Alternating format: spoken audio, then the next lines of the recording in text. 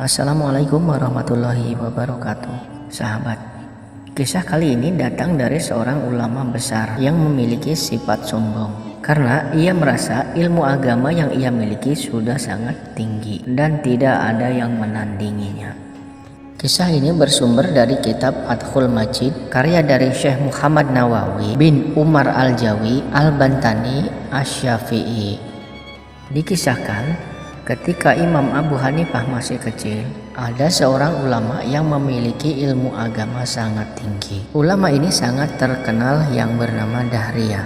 Ketika berdebat, semua ulama pada masa itu tidak ada yang bisa menandinginya, terutama dalam bab tauhid. Maka timbullah sifat sombongnya hingga ia berani mengatakan Allah itu tidak ada. Pada suatu hari, ketika seluruh ulama dikumpulkan di suatu majelis milik Syekh Himad, guru dari Imam Abu Hanifah, yang kebetulan Imam Abu Hanifah kecil juga hadir di majelis pada pagi hari itu. Lalu sang ulama sombong itu pun naik ke atas mimbar. Kemudian ia berkata dengan sombong dan congkaknya, "Siapakah di antara kalian, hai para ulama, yang sanggup menjawab pertanyaanku?" Tanya Dahriyah kepada para ulama yang hadir di majelis itu. Sejenak suasana menjadi hening. Semua ulama terdiam karena mereka semua merasa tidak akan bisa untuk menjawab pertanyaan dari Dahriyah. Di dalam sepi, tiba-tiba berdirilah seorang anak kecil yang bernama Abu Hanifah. Dengan suara yang lantang ia berkata, "Apa yang ingin engkau tanyakan? Siapapun orang yang tahu pasti akan menjawab pertanyaanmu." Mendengar ada seorang anak kecil yang berkata seperti itu, Dahriyah pun segera menoleh ke arah bocah itu. Lalu ia berkata, "Siapakah kamu, hai bocah ingusan? Berani sekali kamu berkata begitu kepadaku.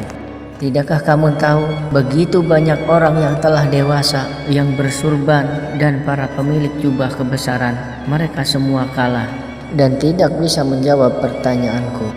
Apalagi kamu yang masih kecil dan ingusan," kata Dahriyah sambil melihat ke arah Abu Hanifah. Lalu dengan tenangnya Abu Hanifah kecil berkata, "Allah Subhanahu wa Ta'ala tidak memberikan kemuliaan dan keagungan kepada pemilik surban dan kepada para pemilik jubah kebesaran, tetapi kemuliaan diberikan oleh Allah Subhanahu wa Ta'ala kepada ulama tertentu saja. Apakah kamu akan menjawab pertanyaanku, wahai bocah?" kata Dahriyah dengan sombongnya. "Ya, saya akan menjawab pertanyaan Tuan dengan petunjuk dari Allah Subhanahu wa Ta'ala." Lalu Dahriyah mulai mengajukan pertanyaan kepada Imam Abu Hanifah kecil. "Apakah Allah itu ada?" tanya Dahriyah.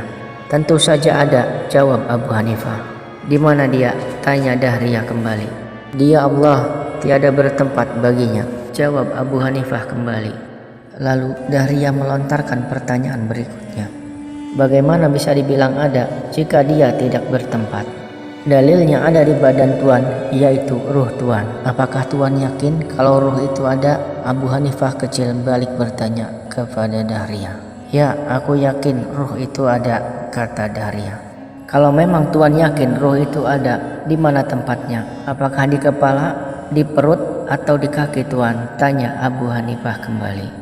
Dahriyah diam 1000 bahasa dengan muka yang malu. Lalu Abu Hanifah minta segelas air susu kepada gurunya Syekh Himad, lalu bertanya kembali kepada Dahriyah, "Apakah Tuan yakin susu ini manis?"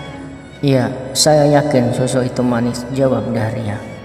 "Kalau Tuan yakin ada manis di dalam susu ini, saya tanya, di manakah letak manisnya itu?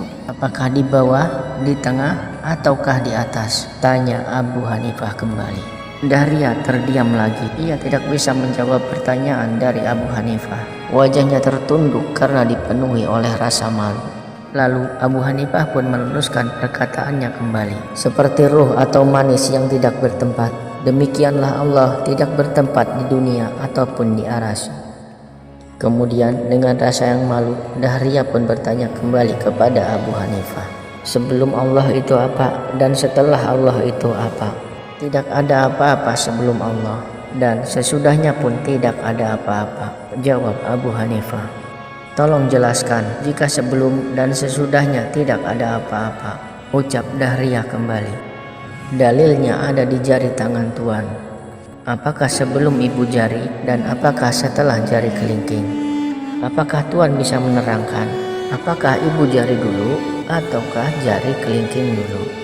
Demikianlah sifat Allah, ada sebelum semuanya ada, dan akan tetap ada jika semuanya sudah tidak ada.